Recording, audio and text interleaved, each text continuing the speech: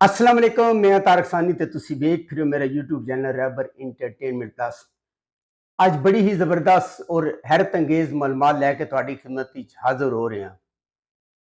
और तुहानू पता है कि अगर पाकिस्तान की कोई फिल्म कामयाब हो जाती है, सुपर हिट भी हो जाती है, तो वह कोई पार्ट 2 नहीं बनता, पार्ट 3 नहीं बनता, पार्ट 4 नहीं बनता। और अगर हॉलीवुड ते बॉलीवुड वेख्या जाए, कोई फिल्म कामयाब हो जाती सी तो वह पार्ट 2 बनता सी, पार्ट 3 और पार्ट 7 तक जड़ा ना वो फिल्मां जांदियां, 8 9 10 इस तरह पार्ट बनते। आज मैं तुहाडे कोल ऐसी मालूमात लैके आ रहा जिहड़ी तुहानू इस तो पहले किसी ने नहीं दी होनी। सुल्तान दी ऐसी फिल्मां का जिक्र करांगा, उन्हां दे बारे च ऐसी मालूमात लैके आ रहे हैं कि जिन्हां फिल्मां दे पार्ट 2 बने सी। उन्हां फिल्मां का मैं तारफ तुहाडे सामने पेश करांगा जिन्हां दा पार्ट 2, पार्ट 3 और पार्ट 4 तक बने हैं। सुल्तान रही वह एक्टर सी जिसनू एजाज हासिल सी कि उहदियां फिल्मां दा पार्ट 2 बनया है। जितने भी सुपरस्टार सन, जितने भी सुपरहिट सुपरस्टार सन, तुहाडे किसी दी फिल्म दा पार्ट 2 नहीं बनया। पर सुल्तान रही ने यह एजाज भी हासिल है कि उहदियां फिल्मां दा पार्ट 2 और पार्ट 3 और पार्ट 4 तक बनया। तो सब तो पहले जिहड़ी उन्हां दी फिल्म है जिसका मैं जिक्र करांगा, उस फिल्म का नाम है वहशी जट। बक ना है तेरे कोलों ते जेल ही चंगी सी। ओए दुश्मन सामने सन, अखा चखा पा के उन्होंने जान कर ली सी। वहशी जट सुल्तान दे कैरियर की बड़ी ही यादगार फिल्म सी और बड़ी अपने दौर की सुपर दुपर हिट फिल्म सी। इस फिल्म के हिदायतकार हसन अस्करी सन और इस फिल्म के अंदर तुहानू मोला भी मिलेगा, मुखो जट्टी भी मिलेगी और बाला गाड़ी भी मिलेगा। मोले का किरदार असफे महमूद सुल्तान ने किया सी, मुखो जट्टी का किरदार आसिया ने किया सी, बाला गाड़ी का किरदार अदाकार इकबाल हसन ने अदा किया सी। और यह फिल्म जिहड़ी अपने दौर की सुपर दुपर हिट फिल्म सी और इस फिल्म की कामयाबी तो बाद यह ब्लैक एंड वाइट दौर की फिल्म सी। वहशी जट की कामयाबी तो बाद इस फिल्म का पार्ट 2 बनाने का ख्याल आया तो हिदायतकार यूनुस मलिक ने नासिर अदीब को इस फिल्म की कहानी लिखवाई, क्योंकि जिहड़ी वहशी जट सी उहदी कहानी भी नासिर अदीब ने लिखी सी। और उस तो बाद उन्होंने उसका पार्ट 2 बनाया जिसका नाम सी मोला जट।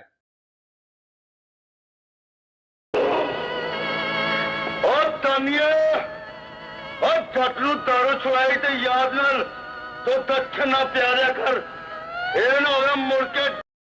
मोला जट अपने दौर की सुपर दुपर हिट फिल्म सी और बहुत सारा शानदार बिजनेस इसने किया है। कत्लो गारत तू भरी हुई फिल्म सी और इस फिल्म के जोड़े करैक्टर सन मोला जट और नूरी नाथ, ए बड़ी मशहूर होए। और मुखा जट्टी का किरदार इस फिल्म में आसिया ने किया सी और बाला गाड़ी का किरदार वहशी जट इकबाल हसन ने और मोला जट के अंदर अदाकार कैफी ने यह करैक्टर अदा किया सी। इस फिल्म के हिदायतकार यूनुस मलिक सन, कहानी नासिर अदीब ने लिखी सी और इस फिल्म के म्यूजिक भी बड़ा शानदार सी, बड़े अच्छे गाने सुन, कहानी भी बड़ी जबरदस्त सी और अपने दौर की सुपर दुपर हिट फिल्म हुई। इस फिल्म की कामयाबी तो बाद इस फिल्म का पार्ट 3 बनाने का सोचा गया। उस फिल्म का पार्ट 3 बनाया गया जिसका नाम सी मोला जट इन लंदन। एक बारी फिर गौर नाल कन ला के सुने थने तारा, माले जट दे खराक तो सारी मोला जट और पूरी टीम नू लंदन लैके जाते और उत्थे जाके इसकी अक्सबंदी की गई है, ये फिल्म बनाई गई है। इस फिल्म के अंदर नूरी नाथ का करैक्टर नहीं सी। नूरी नाथ पाकिस्तान होंदा और उसका जिहड़ा वीर होंदा है वो लंदन होंदा है और वो करैक्टर भी मुस्तफा कुरैशी ने अदा किया सी। आसिया भी इस फिल्म में नाजिली सी और अपने दौर की वो भी सुपर दुपर हिट फिल्म साबित हुई। उसका म्यूजिक बड़ा शानदार सी। उस फिल्म के हिदायतकार भी यूनुस मलिक सन और सारी वही टीम सी और यह फिल्म ही कामयाब रही।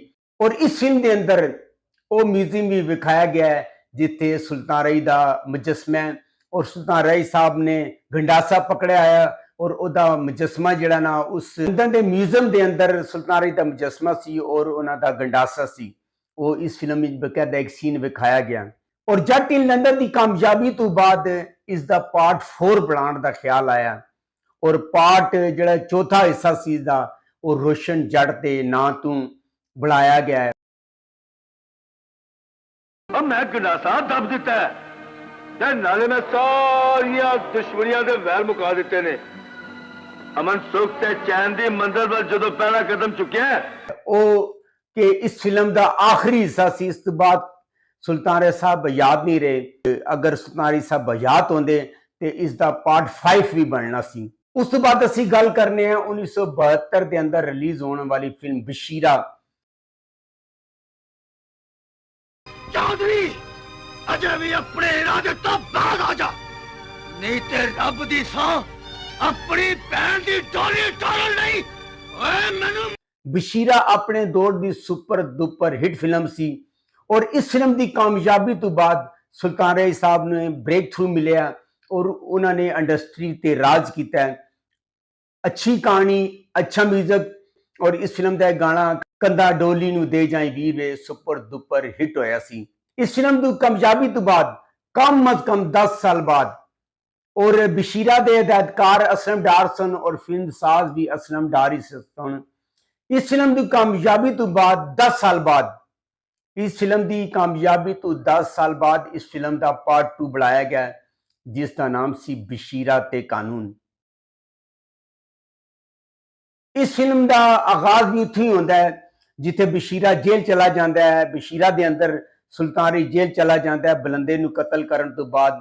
ਔਰ ਇਸ ਫਿਲਮ ਦਾ ਜਦੋਂ ਆਗਾਜ਼ ਹੁੰਦਾ ਹੈ ਤੇ ਚੰਦ ਇੱਕ ਸੀਨ ਜਿਹੜਾ ਫਿਲਮ ਬਸ਼ੀਰਾ ਦੇ ਦਿਖਾਏ ਜਾਂਦੇ ਨੇ ਔਰ ਸੁਲਤਾਨ ਰਈ ਜੇਲ੍ਹ ਵਿੱਚ ਹੁੰਦਾ ਹੈ ਔਰ ਆਗਾਜ਼ ਉੱਥੇ ਹੀ ਕੀਤਾ ਜਾਂਦਾ ਹੈ ਕਿ ਸੁਲਤਾਨ ਰਈ ਜੇਲ੍ਹ ਵਿੱਚ ਔਰ ਉੱਥੋਂ ਫਿਲਮ ਦਾ ਆਗਾਜ਼ ਹੁੰਦਾ ਹੈ। ਬਹਰਹਾਲ ਇਸ ਫਿਲਮ ਦੇ ਜਿਹੜੇ ਹਦਾਇਤਕਾਰ ਹਨ ਉਹ ਵਹੀਦ ਡਾਰ ਸਾਹਿਬ ਸਨ ਔਰ ਇਹ ਫਿਲਮ ਹੀ ਆਪਣੇ ਦੌਰ ਦੀ ਸੁਪਰ ਹਿੱਟ ਫਿਲਮ ਸੀ। ਔਰ ਅਗਲੀ ਜਿਹੜੀ ਫਿਲਮ ਦਾ ਮੈਂ ਤੁਹਾਡਾ ਅੱਗੇ ਜ਼ਿਕਰ ਕਰਾਂਗਾ ਜਿਸ ਦਾ ਪਾਰਟ 2 ਬਣਾਇਆ ਗਿਆ ਉਹ ਸੁਲਤਾਨ ਰਈ ਦੀ ਫਿਲਮ ਸੀ अन्नदाता।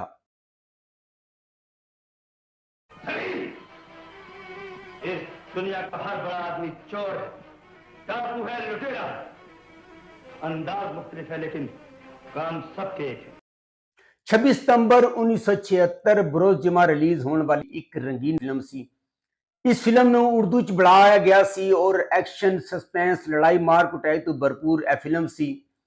ਇਸ ਫਿਲਮ ਦੇ ਅੰਦਰ ਮੁਮਤਾਜ਼, ਸੁਲਤਾਨ ਰਾਈ, ਸੁਧੀਰ ਔਰ ਮੁਹੰਮਦ ਅਲੀ ਨੇ ਟਾਈਟਲ ਰੋਲ ਅਦਾ ਕੀਤੇ ਸਨ ਔਰ ਇਸ ਫਿਲਮ ਦੀ ਕਹਾਣੀ ਬੜੀ ਜ਼ਬਰਦਸਤ ਸੀ ਔਰ ਇਹਦਾ 뮤직 ਵੀ ਬੜਾ ਸ਼ਾਨਦਾਰ ਸੀ। ਅੱਛੀ ਕਹਾਣੀ ਔਰ ਅੱਛੇ 뮤직 ਦੀ ਵਜ੍ਹਾ ਤੋਂ ਇਹ ਫਿਲਮ ਆਪਣੇ ਦੌਰ ਦੀ ਸੁਪਰ ਡੁਪਰ ਹਿੱਟ ਫਿਲਮ ਰਹੀ ਸੀ। ਸੁਲਤਾਨ ਰਾਈ ਨੇ ਬੜਾ ਅੱਛਾ ਕੰਮ ਕੀਤਾ ਸੀ ਔਰ ਸੁਧੀਰ ਨੇ ਇਸ ਫਿਲਮ ਦੇ ਅੰਦਰ ਬੜਾ ਅੱਛਾ ਕੰਮ ਕੀਤਾ ਸੀ ਔਰ ਇਸ ਫਿਲਮ ਦੇ ਹਦਾਇਤਕਾਰ ਇਕਬਾਲ ਯੂਸਫ ਸਨ।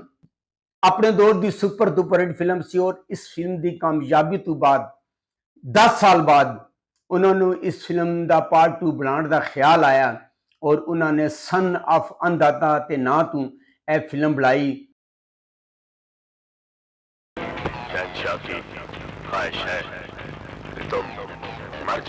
ਜਿਹੜੀ ਕਿ ਸਾਰੀ ਫਿਲਮ ਲੰਡਨ ਦੇ ਵਿੱਚ ਇਸ ਨੂੰ ਬਣਾਇਆ ਗਿਆ ਵੇ ਔਰ ਇਸ ਫਿਲਮ ਦੇ ਅਦਾਕਾਰ ਸਨ ਲਾਲਾ ਸੁਧੀਰ, ਸੁਲਤਾਨ ਰਾਈ, ਬਾਬਰਾ ਸ਼ਰੀਫ, ਆਸਿਫ ਖਾਨ ਔਰ ਉਸ ਦੌਰ ਦੇ ਮਸ਼ਹੂਰ ਗੁਲਕਾਰ ਮੁਹੰਮਦ ਅਲੀ ਸ਼ੈਕੀ ਇਸ ਫਿਲਮ ਦੇ ਹੀਰੋ ਸਨ। ਔਰ ਇਸ ਫਿਲਮ ਦੇ ਅੰਦਰ ਚूंकि ਅੰਦਾਜ਼ਾ ਦੇ ਅੰਦਰ ਸੁਲਤਾਨ ਰਾਈ ਦੀ ਡੈਥ ਹੋ ਜਾਂਦੀ ਹੈ ਔਰ ਉਹਨਾਂ ਨੂੰ ਦੁਬਾਰਾ ਇਸ ਫਿਲਮ ਦੇ ਅੰਦਰ ਲਿਆਉਣ ਵਾਸਤੇ ਸੁਲਤਾਨ ਰਾਈ ਨੇ ਇਸ ਫਿਲਮ ਦੇ ਅੰਦਰ ਰਿਪੋਰਟ ਦਾ ਕਿਰਦਾਰ ਅਦਾ ਕੀਤਾ ਔਰ ਰਿਪੋਰਟ ਦੇ ਕਿਰਦਾਰ ਵਿੱਚ ਉਹਨਾਂ ਨੇ ਬੜੀ ਹੀ ਜ਼ਬਰਦਸਤ ਔਰ ਬੜੀ ਹੀ ਬਿਹਤਰੀਨ ਪਰਫਾਰਮੈਂਸ ਦਾ ਮੁਜ਼ਾਹਰਾ ਕੀਤਾ ਹੈ।